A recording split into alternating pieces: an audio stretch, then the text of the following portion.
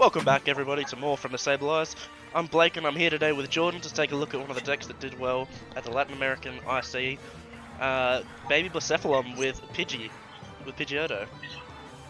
Yeah, it's a pretty good deck. It saw a lot of play. It wasn't the build that made top 8, which was a regular old big Blacephalon GX build, but it certainly seemed like it was the more popular Blacephalon deck at the tournament, and the results certainly seem to back that up. Yeah, of course it's actually playing a big Blacephalon in the list just to help take that last awkward prize card against certain lists. But I suppose the main draw power of this deck is the Pidgeotto line. There's a Ditto and 4 Pidgeys and 4 Pidgeottos to help you really draw through your deck and make sure you're getting consistent welders every turn. Yeah, it seems like this Pidgeotto build for Baby Blacephalon has been going around for a little while now, but it definitely seems like it's going to be one of the big non-GX decks moving forward, possibly even the biggest non-GX deck moving into this new format with a whole bunch of tag teams. This was definitely the non-GX deck that seems to shine the most in that. Pidgeotto is a big part of the deck. Blacephalon is a card that requires a lot of resources throughout the game to keep going. You need a lot of cards in your hand and just in general to do what the deck's meant to do, and Pidgeotto is a very good way to make sure you're getting those consistent attacks off as much as possible. Yeah, absolutely. And of course, just Baby Blacephalon is no slouch. It puts out an absurd amount of damage. And of course, in a field with no Malamar, as it seemed to be the case in Latin America IC, or of course the people who did well with it didn't see Malamar all day, Baby Blacephalon can shine for as long as it wants.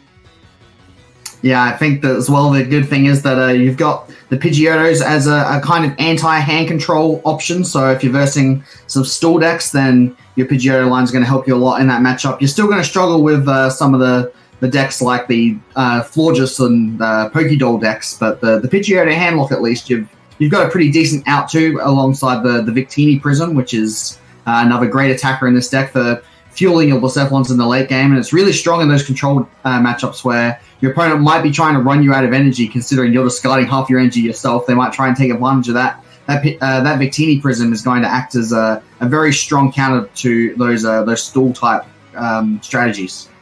Yeah, it's what really tips these Turbo Fire decks over the edge, the ability to just, once they've gone through everything, to just recycle it so easily with a 2 energy attack in Infinity. You know, you don't even have to have the 2 fire energy to start off with. You can just weld a 1 and draw into it.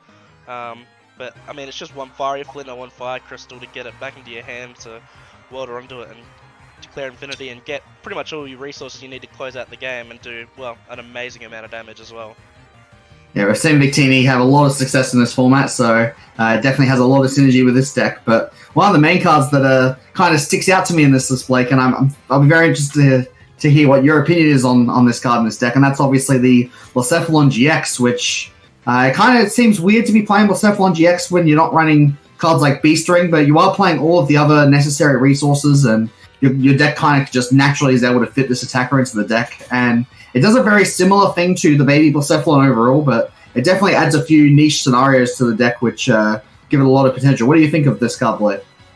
I think it's kind of weak. Obviously, this is the 11th place list, and I read the little write-up he did, and he said the Blacephalon GX was the weakest card, and that he'd cut it for the Clefairy doll that one of the other Baby Blacephalon players was using.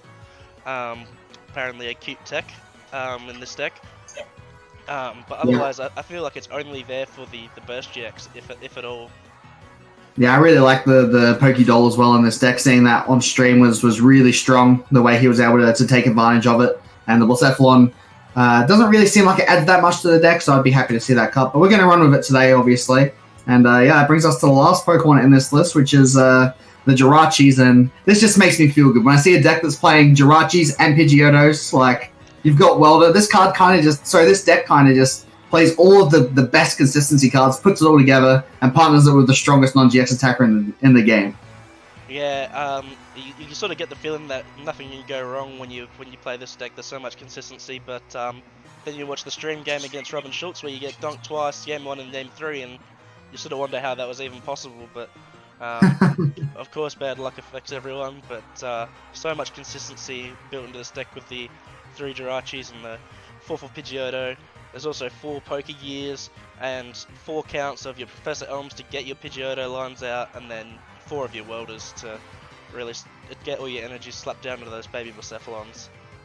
Yeah, it's certainly a very simple supporter line, probably even more simple than pretty much every other deck in the game, except for maybe Abilities Are, which is the same support line but minus the Elms. Yeah. And thanks to those Pokegears, the Jirachis, you're going to have even better odds of finding these supporters in the first turn than most other builds that play Welder, which is pretty strong. And it's not only the supporter line that we see is pretty simple. Honestly, the whole entire trainer line in this deck just looks very straightforward. Lots of 4-ofs. It's basically just saying, I want to do the same thing every turn of the game, and I'm going to play all the cards needed to pull it off every single turn. Yeah, exactly. Like, I want to play a Fiery Flint, and I want to play a Flame Crystal or Fire Crystal every turn, so I want to play 4 of them. And then I want to take 3 knockouts, and then win.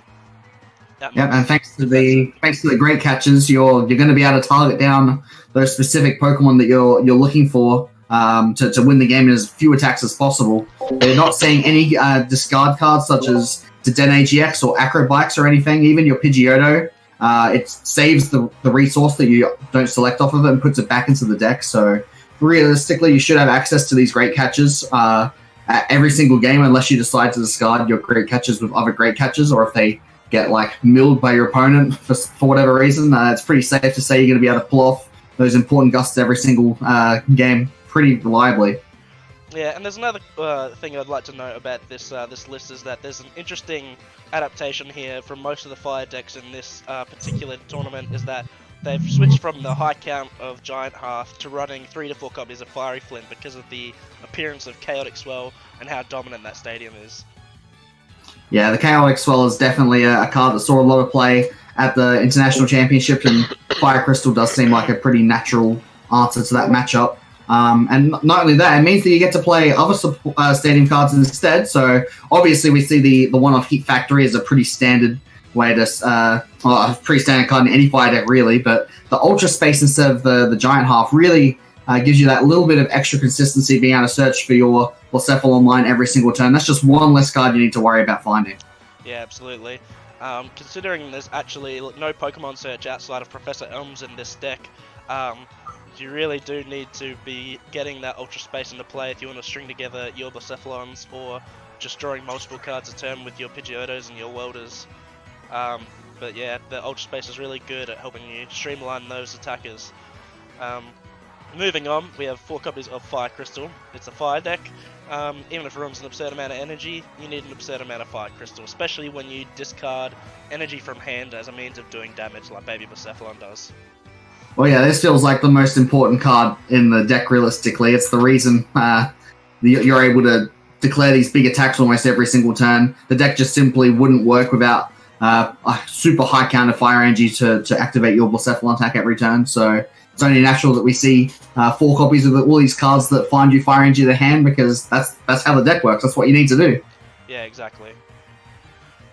And of course we have the 2 copies of Great Catcher.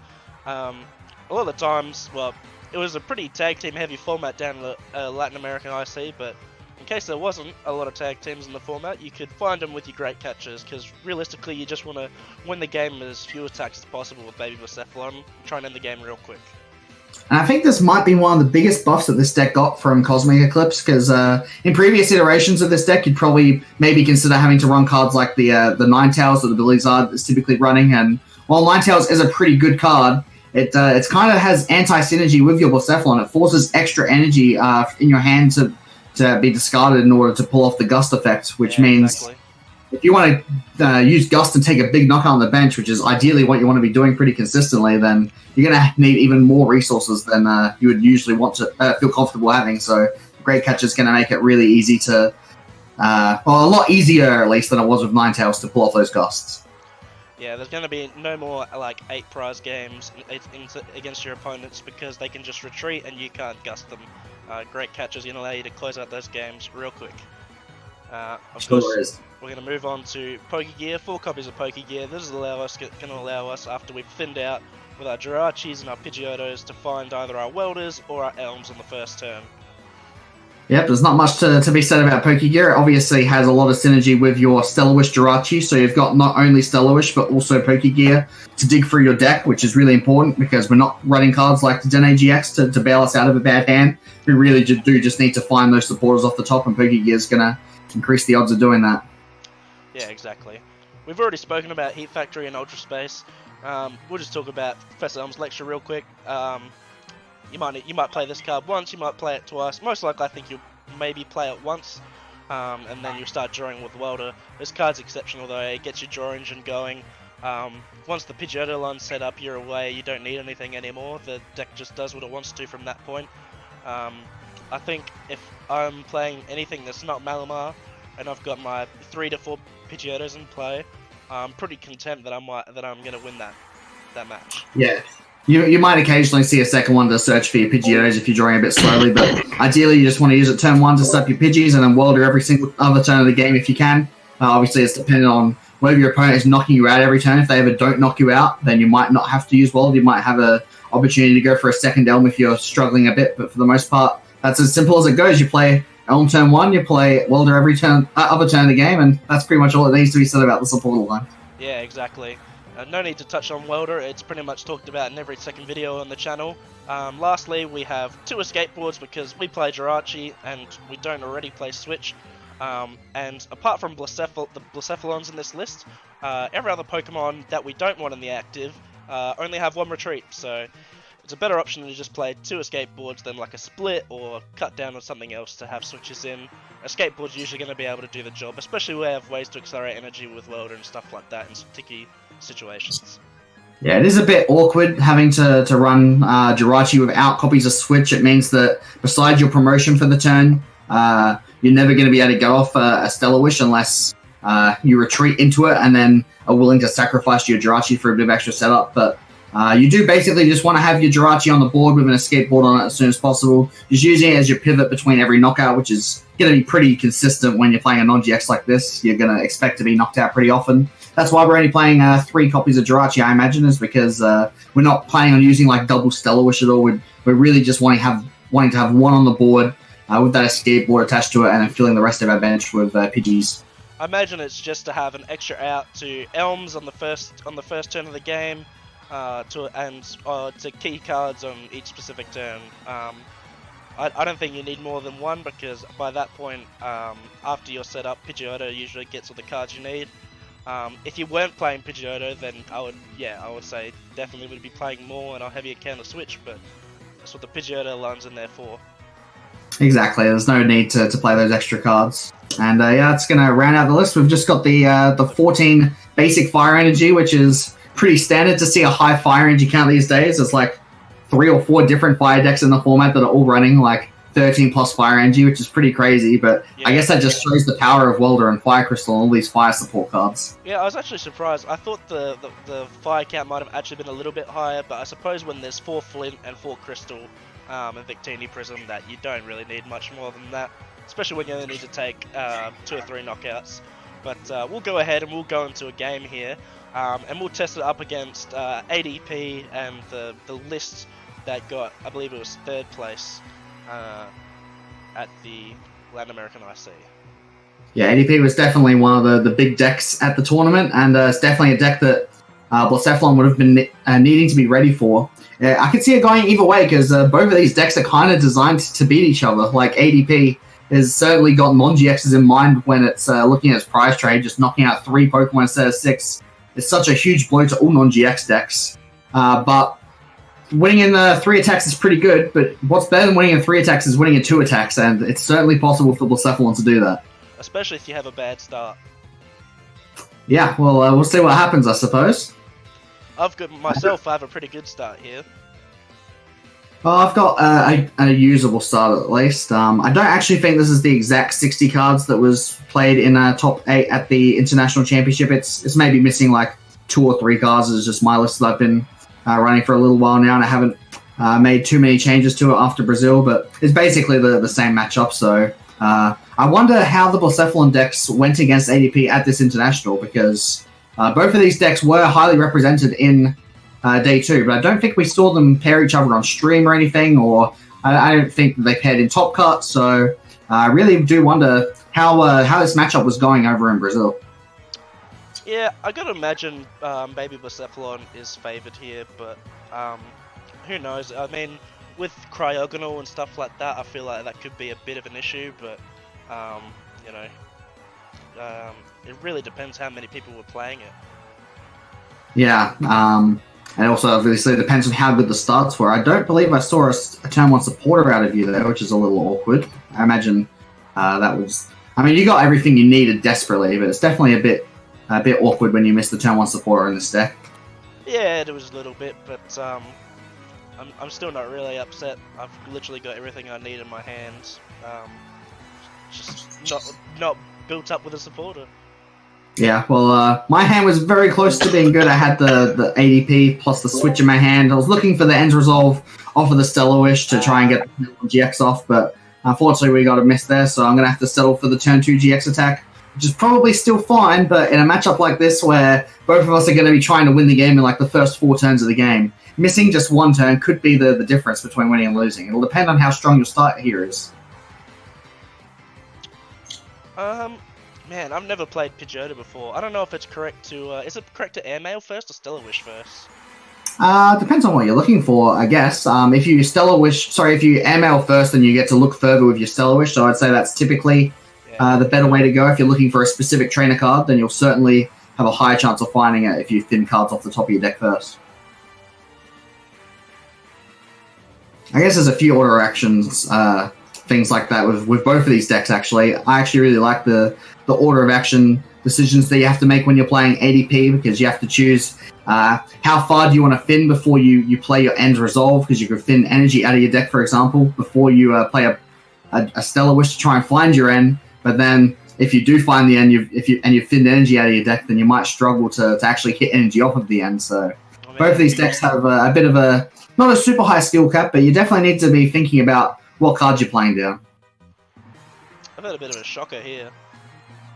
Still no supporter for you? Back-to-back Stellar Wishes just whiffing into Fire Crystal and or Fiery Flynn. So we're going to let it ride on a Blazer. Let's see it. Oh, whiff. That was kind of scary because I actually really want this. I really want the Stellar Wish right now. Yeah, I imagine you do. So I'm going to take it. And there's nothing there. So that's unfortunate. So all I actually need this turn is a Water Energy, right? And I can either play Cynthia or I can play End to get it. And I know that End is the more likely one to get it, so I'm going to play the End, but it just feels so bad. And there it is. We got the Water Energy. Alright. So I get the GX attack off here, but I've got to wonder, like, if I GX attack and you just knock me out, I probably lose. So I got to hope that you don't have the resources to pull it off, but I think you're going to be asking for a whole lot here. After seeing your first 2 turns to pull off this knockout. Yeah, it's going to be some pretty good airmails. So it's 6 fire energy from the hand to knock out an ADP, right? 50 times.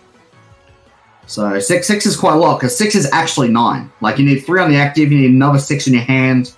This list isn't playing anything like a Beast Energy or Beast Diet or anything like that to increase the damage output. So you really do just need to have the 6 energy in hand. I've got 6 energy in hand. I need to find Welder off this Pidgeotto. Oh, that's pretty scary. You've got 3 fire energy in the discard pile as well, and I know you're holding a fire crystal, so it definitely feels like you can. And now it's literally all up to this Pokegear. Oh, here we go. Woo! So does this get the knockout guaranteed, or do you have to hit something off the Welder? No, I don't think so. I think with the fire crystal, that's it. Oh boy, this is a bit awkward for me. This is where if I'd gotten that turn 1 GX attack off, and then this turn instead of GXing, I would have been using Ultimate Ray to power up a second attacker. I feel like I would have been in a slightly better position, but now I'm going to be kind of pressured to try and find another End Resolve to knock out your Blacephalon. Start trying to catch up in the prize trade, and then just hoping you miss. So yeah, this is really scary for me. I think I'm going to get a little bit greedy here. Are you gonna give up the guaranteed KO? No, I've still got the fire crystal. So okay. Because I feel like giving up the guaranteed KO here would be a bit of a misplay, to be honest. making sure I'm not making... Man, you've even got spare energy to put on the bench? What is this? Yeah, this deck's insane. Yeah, I mean, I didn't have an insane start, but I had a decent start, right? Like, this is kind of what you'd expect to see from ADP, at least, like, a decent amount of the time. Maybe not every game, but... 6 times 5 is 300... Well, it's 30, but... Woo! Yes, it's enough. Yeah, this is looking bad for me. I've got a lone Jirachi in the active, and I can tell you that my hand is not ready to deal with this. So just gonna have to try and get lucky here, I suppose. I've got with no backup attacker, it looks like you're relying on End's Resolve for the rest of this game. Yep, I sure do, and I've actually got my second Dedenne prize, which is a little awkward. I don't know if I was going to go for it anyway, but I don't even have the option to now, which means I'm not pulling off ends this turn. So I might be kind of prone to just losing to a Great Catcher here. So I think if I can, I'm actually going to try and get off the Frozen Lock with Cryogonal. I thought that would be your best play this turn if I was... Yeah. Try and deny that Great Catcher onto my ADP for the game, and if I'm lucky, I'll even be able to deny a Fire Crystal, so... If I'm lucky, you might not even get the knockout on this Cryogonal, but I think that's a little too high hopes. Well, if it comes down to it, I can literally just retreat and attach if I don't have to with Victini. Yep, true. That is fair. And unfortunately for me, this Frozen Lock, while quite powerful, it doesn't take a one-hit KO on Blacephalon, which would have been amazing if it did. I feel like this matchup would be very favorable to ADP if that was a one-hit KO. Yeah, but yeah, it doesn't knock out Blacephalon, it doesn't knock out Victini. So I'm going to have to get kind of lucky here to come back in this game. I'm going to need you to kind of screw up somehow and run out of ways to attack, otherwise you're just one big hit away from closing out this game. Yeah, I got to be honest, I'm feeling pretty good. Yeah, I can see that. I'm feeling not very good. That's where I'm sitting right now. I feel like the best play I can make almost is instead of using ends, if I even find ends, instead of using it on my ADP, maybe trying to go into my Drampa or something like that. Just stick another non-GX into the active and make it a little bit harder for you to try and win the game. But if I do that, you knock out my non-GX, I'm all of a sudden stuck in the same position I was in last turn with no energy in my hand, on the board. And you can still just get a Great Catcher and win the game because my one Cryogonal is in the discard. Absolutely. Every turn you don't item lock me, I'm one Great Catcher away from winning. So the game state has to change fast. I don't know if this deck's playing a stamp or not, but if it's not, I think you're in a world of hurt against this deck. Well, it's there were quite a lot of lists on the weekend. Some of them were playing Stamp and some of them weren't. I think the Turbo Ends build typically wasn't playing Reset Stamp just because, they're gonna be discarded off Ends anyway a lot of the time. Oh, that needed to be 2 energy, Blake. Oh, no. Yeah, that was a lot of resources and not energy. Well, I'm not attacking this turn, so if you got a Great Catcher and a bunch of energy, you'll win the game. But at least I get the second Stellar Wish off to at least not totally waste this turn. If I was playing Stamp, then that would have been a pretty good way to dig for it, but I know for a fact that I'm not, so I feel like the end of this game is pretty much inevitable at this point. Well, all my fire energy is accounted for either on board, in hand, or in the discard, so literally what I gotta do now is find my Great Catcher and the rest of my Fire Crystals to sort of... That's actually... That's really interesting that you say that every energy in your deck was accounted for. It means that if I were to use Frozen Lock on you that turn, I think that would actually end the game, right? Because you wouldn't be able to put a manual attachment into your Victini. No, because I still have one. One of them is in hand. Oh, you got 1 energy in hand, right.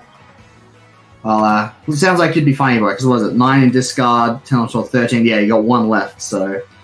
I guess maybe that might be ADP's strategy in this matchup is to try and catch Blacephalon with the item lock on the turn when all of their fire energy in the discard pile, and they don't have access to, say, the Victini or a Fire Crystal thanks to the item lock.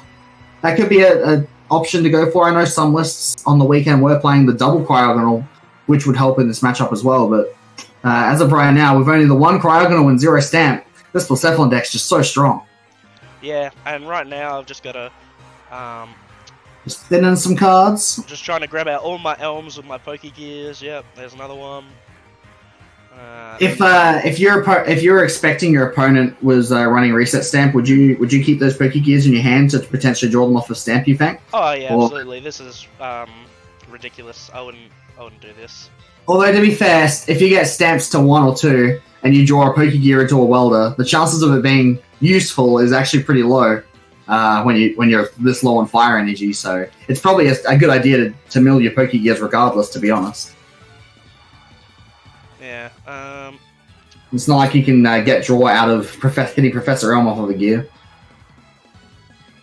But hey, this deck's actually pretty prone to reset stamp anyway. Like, even if I was running that card, you've got 2 Pidgeotos on board. Like, that's not an insane amount, so you'd maybe have to be a little bit scared. But I feel like 2 Pidgeotto would potentially be enough for you to eventually come back from being stamped in this position anyway. Because I haven't taken any prizes yet.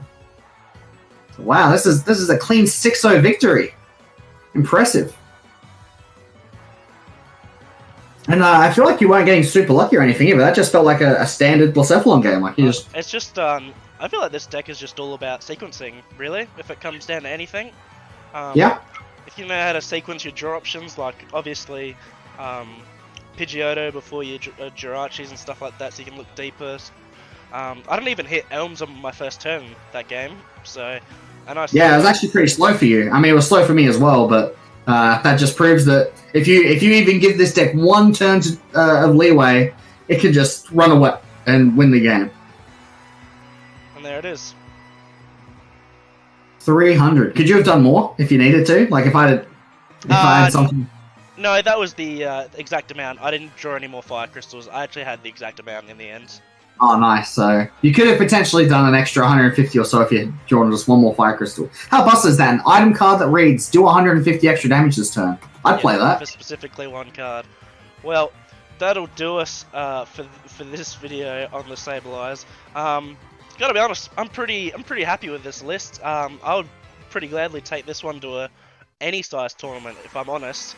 But... you know, I live in South Australia, so I expect to see Malamar, and that would scare me, but I feel like this deck's so fun I would even risk it. So, I'd highly recommend this one. Thanks for coming along, Jordan, to help me out with this one. Not a problem. It certainly seems like this is one of, if not the best non-GX deck moving forward. I could very easily see this almost completely replacing Malamar in the format if it's able to draw that consistently well every game. Like, it's going to beat almost every matchup that's being played right now. So yeah, it was good to see how it ran. Yeah, absolutely. So if you like what you see, click the Sableye in the middle of the screen to subscribe. On the left is a list of videos YouTube thinks you will like, and on the right is a playlist of videos that will have linked alongside for your viewing pleasure. Yes, thanks for coming along. We'll see you next time for more from the Sableyes. Bye.